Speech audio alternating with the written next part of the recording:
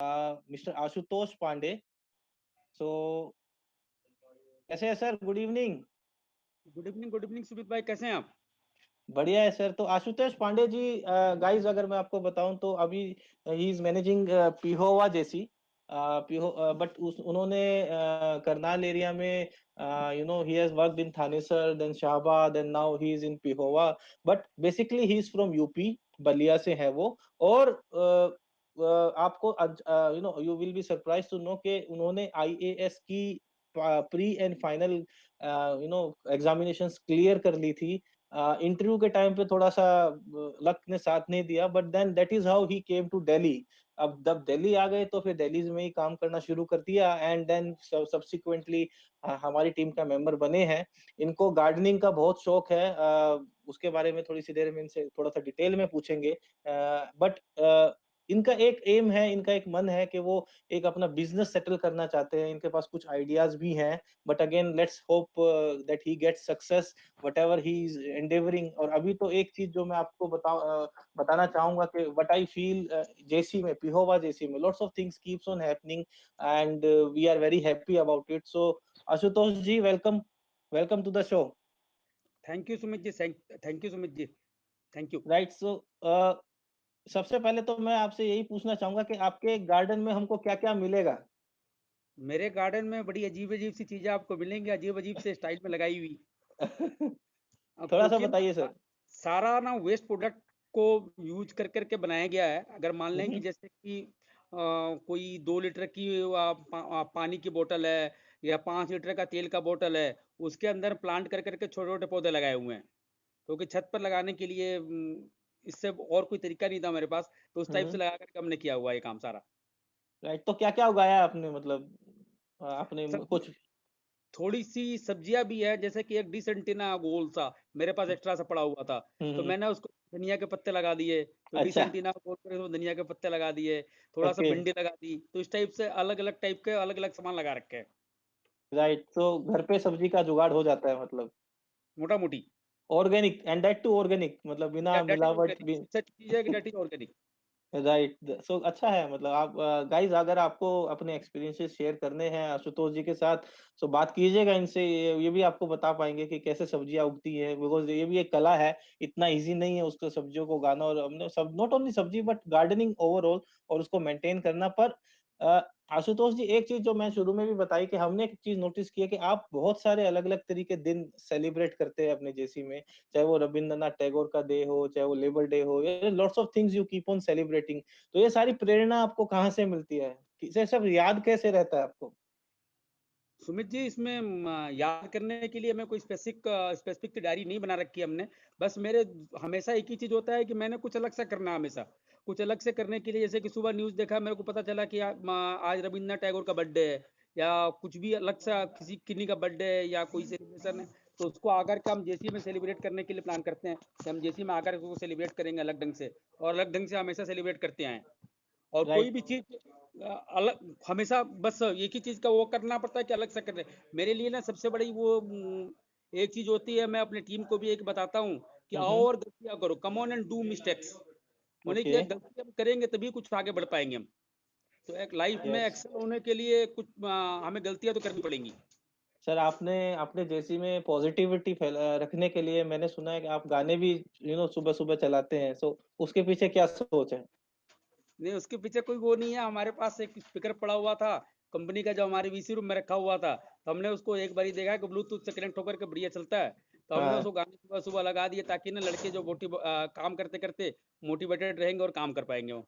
तो कोई भी अपने ब्लूटूथ से कनेक्ट कर लेता है उसको, और नॉर्मल, बिल्कुल ही नॉर्मल साउंड में थोड़ा गाना बजते रहता है, और पीपल फील्स देमसेल्फ मोटिवेटेड। अच्छा, मेरे को हमारे सूत्रों से पता लगा है कि आप you love your shades very much. आपको आपके शेड्स बड़ा पसंद है। तो क्या आप बिना शेड्स के पूरा महीना गुजार पाएंगे? आपके जो गॉगल्स हैं, चश्मे हैं। नहीं, वो मैं इसके लिए बेसिकली मैंने ये जो शेड से अपने गॉगल्स यूज करना इसीलिए पसंद शुरू किया था। इसके लिए बेसिकली ये रीजन नहीं था कि मैं अलग अलग स्टाइल के गॉगल्स यूज करूं। बेसिकली ये रीजन था कि I want to protect my eyes. और अब तो आदत ऐसी पड़ गई है कि कभी भी कोई भी सीजन रहे, तो always in the day time I use goggles. Right. अभी आप 3 अलग-अलग जेसी में हरियाणा में रह चुके हैं। सो आपको क्या कुछ डिफरेंस लगा है अलग-अलग जगह से अलग-अलग the way people are connected to each other या जेसी का एनवायरनमेंट आपको कुछ डिफरेंट लगा है अलग-अलग Shahabad, Thanesar and now in Pehowa? आपका क्या एक्सपीरियंस रहा है? मेरा एक्सपीरियंस इसमें सुमित जी ये कहता है कि बीइंग लीडर ऑफ द जेसी, तो लीडर वहाँ का इन्वायरमेंट क्रिएट करता है, तो मैं हर जगह एक अच्छा इन्वायरमेंट क्रिएट करने में सफल रहा हूँ। और हर जगह लोग मस्ती में और आराम से लाइट माइंड से काम करते हैं। हमारे यहाँ पर प्रेशर को मैं थोड़ा सा फिल्टर करके लड़कों को पास ऑन करता हूँ, और लड़के उस हिसाब से काम करने की कोशिश करते हैं। राइट। तो अगर मान लो कोई अर्जेंट काम आ गया करने के लिए, टारगेट है, अचीव करना है एंड इट्स वेरी बहुत प्रेशर है, तो उसको फिल्टर कैसे करते हैं? ये मेरे को जानना है आपसे। नहीं, नहीं, बिल्कुल सही बात है। जो टारगेट आ गया, बहुत सारे टाइप के टारगेट आते रहते हैं, क्योंकि टारगेट कभी-कभी बहुत अर्जेंसी में, और उसका P1 का टारगेट अगर हमारे पास कोई आ जाता है कि टारगेट वो करना है, तो बहुत सारे जो डेली टारगेट, डेली के काम होते हैं, जो P5, P6, P7 वाले जो डेली के काम होते हैं, वो हम्म, काफ़ी हद तक ऑटोमेटेड वे में आ ही गए रहते हैं।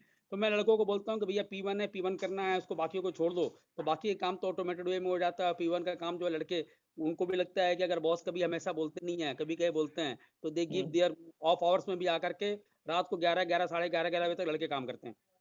Great sir. ये तो मतलब वही बात हो गई कि अपना काम समझ के कर रहे हैं तो फिर टाइम का ध्यान ही नहीं रहता है कि कितना समय निकल गया कितना नहीं। एंड अगेन जब एक ऐसे कल्चर में काम करेंगे जहाँ पे पॉजिटिविटी हो तो कौन वहां से जाना चाहेगा? So that is very good thing जो आपने एक हमको बताई है आज। एक चीज के बारे में मेरे को और आपसे पूछना है कि ये हल्दी के दूध की क्या कहानी है?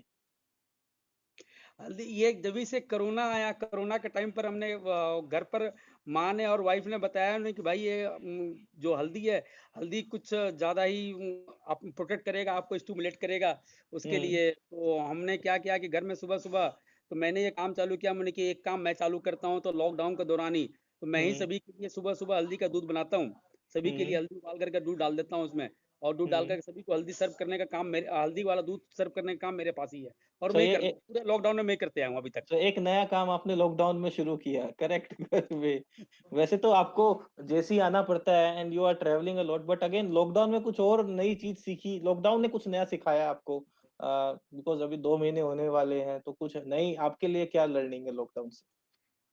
लॉकडाउन में एक चीज मेरे को, मैंने अभी भी चालू करी है, अभी 10 दिन पहले ही। इनफैक्ट मेरी वाइफ ने योगा चालू किया है, तो मैं हम्म। उसके साथ साथ योगा करता हूँ सुबह सुबह। तो योगा इज वेरी गुड। तो योगा करने के बाद से काफी रिलैक्सेशन मिलता है, और लगता है कि सारा दिन एनर्जेटिक रहता हूँ। तो योगा मैंने कभी किया नहीं था, तब ये भी नया नया चालू किया हो, तो योगा कर पाता हूँ मैं। राइट आशुतोष जी, मजा आ रहा है आपके साथ बात करके, आप बने रहिए। एंड तब तक हम अपने नेक्स्ट गेस्ट को वेलकम करते हैं।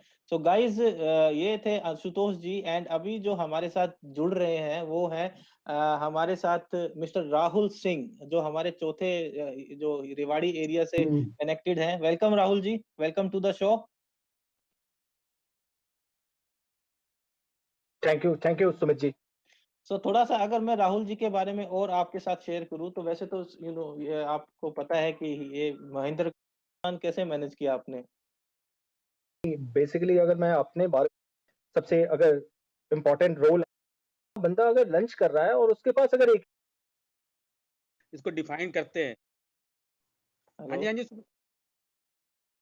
हम आशुतोष जी को साथ में ले रहे हैं and let's have a joint chat के वेलकम बैक आशुतोष जी। आपकी आवाज नहीं आ रही है। हाँ हेलो। जी, हाँ जी, आवाज आ रही है अब? हाँ, yes yes yes yes yes yes. So welcome both the JCMs, Rahul ji and Ashutosh ji. सबसे पहले तो मेरा क्वेश्चन आपसे दोनों से यही है कि एक चीज जो आप हरियाणा के बारे में, बिकॉज डेफिनेटली आप आपका major part of the life out of Haryana गया है, तो हरियाणा में आपने क्या सीखा, मतलब क्या देखा? Anything you want to share Ashutosh ji? Haryana का में सबसे बड़ी चीज है हरियाणा का मीनिंग, कि हरियाणा को अलग अलग लोग ना अलग अलग हम्म। ढंग से प्रोनाउंस करते हैं, इसको डिफाइन करते हैं। मैंने हरियाणा में एक चीज सीखा है, और एक ही चीज बोलना हम्म। चाहता हूँ, कि हरियाणा का मतलब होता है हारना नहीं है। हरियाणा डिनोट्स कि हारना नहीं है। ओहो, ग्रेट। ये मेरी लर्निंग है। हारना नहीं है। राइट राहुल जी? सुमित जी, ये क्वेश्चन आपने शायद पहली बार मेरे से पूछा होगा, बट मेरे जो यहाँ के भी कलीग हैं या फिर जो मेरे दोस्त हैं जो यूपी में हैं या फिर दूसरे फ्रेंड हैं, जो सबसे बेस्ट चीज़ मेरे को हरियाणा में क्या लगता है, हरियाणा के लोग में एक फीलिंग होती है ऑफ शेयरिंग। ठीक है? मैं एक 1-2 आपको एग्ज़ाम्पल देता हूँ। जैसे मैं इससे पहले भी जियो से पहले भी मैं हरियाणा में ही था और मैं किसी गाँव में छोटे गाँव में भी जाता था, वहाँ बंदा अगर लंच कर रहा है और उसके पास अगर एक ही चपाती बची है ना, फिर भी वो बंदा ऑफ़र करता था। ये सबसे बेस्ट थिंग है, मतलब मे बी शायद मैंने अपने स्टेट में इतना ज़्यादा ना देखा हो, बट ये हरियाणा का सबसे यूनिकनेस है कि अपनापन। लोग है ना, हाँ, तो दैट्स राइट। द तो बेस्ट थिंग।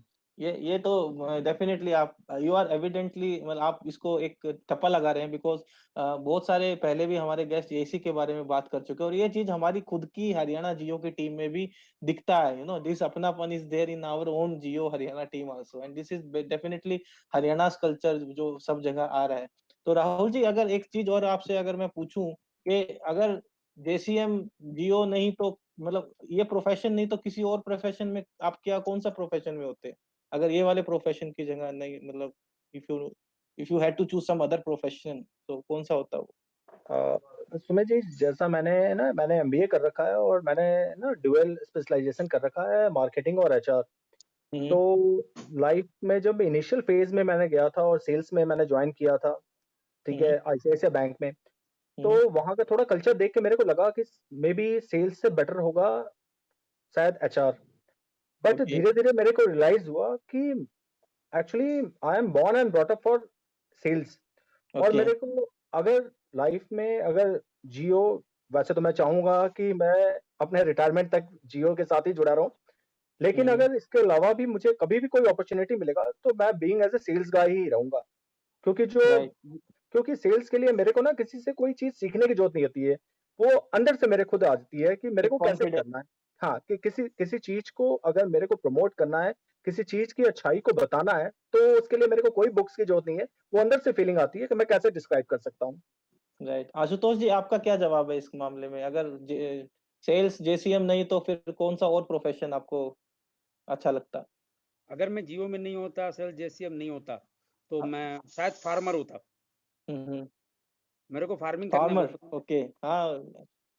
मेरे को फार्मिंग ग्रेट। करना बहुत पसंद है great. And I great. Want to do farming. जब भी मेरे को मौका मिलता है छोटे लेवल पर ही, तो मैं छोटे लेवल पर घर पे करता हूँ, या गांव में जाता हूँ तो गांव पर बड़े लेवल के लिए मैं हमेशा उसको सीखना चाहता हूँ कैसे करूँ, और उसमें इंटरेस्ट लेते रहता हूँ हमेशा। तो ये हरियाणा आप। में भी अगर मैं जब भी अपने मार्केट में जब भी जाता हूँ, तो आई ऑलवेज आस्क, अपने कुलीग से पूछते रहता हूँ कि कैसे इसकी फार्मिंग कैसे होती है, इसकी फार्मिंग कैसे की जाती है, इसमें क्या तकलीफ आती है, इसमें क्या दिक्कत आती है। तो I want to keep learning about farming.